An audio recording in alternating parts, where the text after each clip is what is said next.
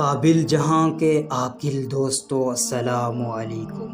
ناظرین محترم، ہمارا آج کا موضوع ہے گھی کا مشکیزہ۔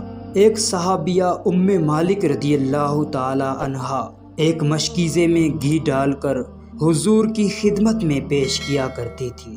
ایک روز حضور نے خوش ہو کر جو نگاہ کرم فرمائی تو وہ مشکیزہ گھی کا چشمہ بن گیا۔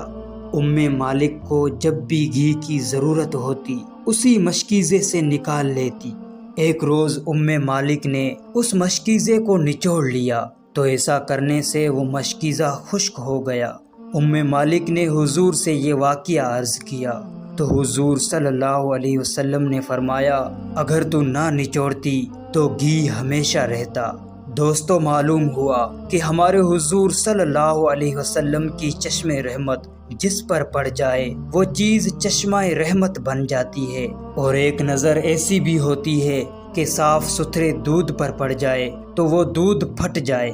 پھر اگر ایسا شخص ان سے مساوات کا دم بھرے تو ہر اہل نظر کے نزدیک وہ بڑا ہی جاہل اور اندھا ہے۔